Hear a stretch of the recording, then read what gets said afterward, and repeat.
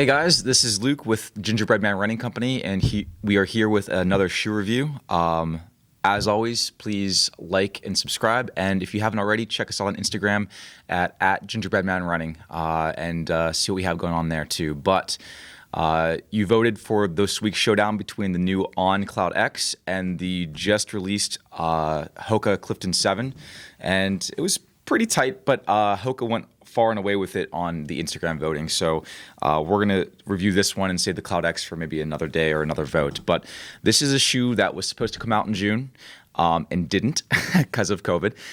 So August 1st, it finally got here with a lot of anticipation. And I'm not going to lie, I'm going to cut straight to the chase. It's a win. This is not a big change, but the little things they tweaked are very, very awesome things.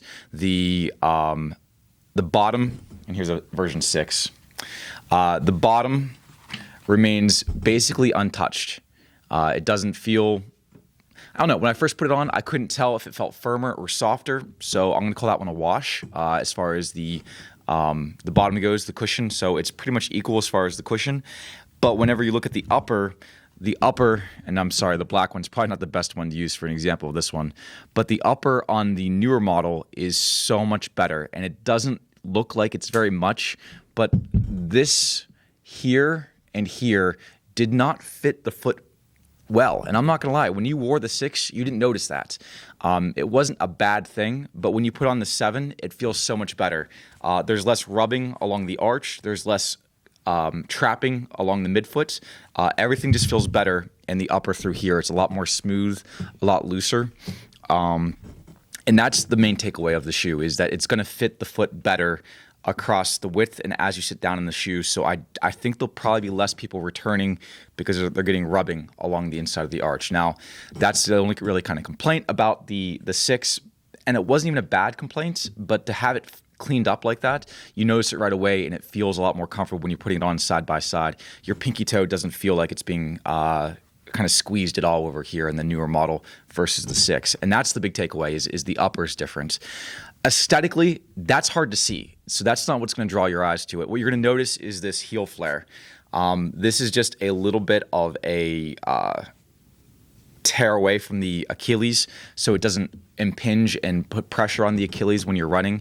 The idea is that it activates or engages the Achilles earlier, and it causes a more gradual kind of release as you come through your heel strike phase. You first saw this last year whenever the New Balance came out with the Beacon 2. It's good. The big thing for me is it pulls away from the Achilles and it doesn't bite and rub on you. It does feel a little bit looser in the back of the version 7 than it did in the 6. So I'm going to call that one neither a pro nor a con, kind of a wash on that one.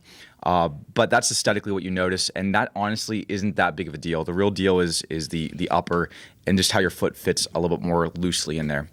They did clean it up a little bit as far as weight goes. It drops 0.3 of an ounce.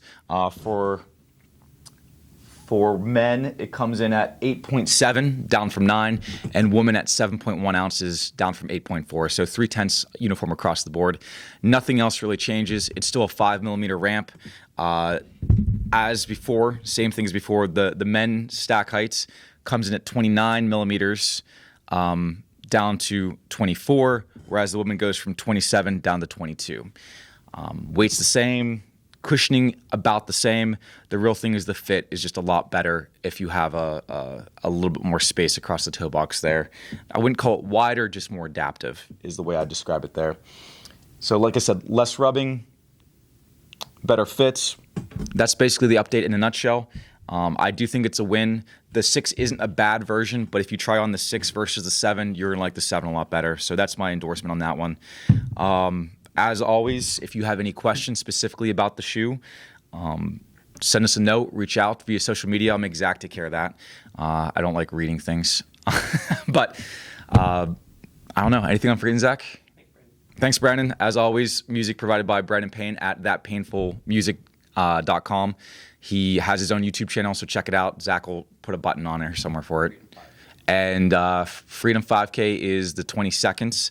As far as I know, it may be your only chance to run an in-person 5K this year. So check it out, and we'll see you guys there.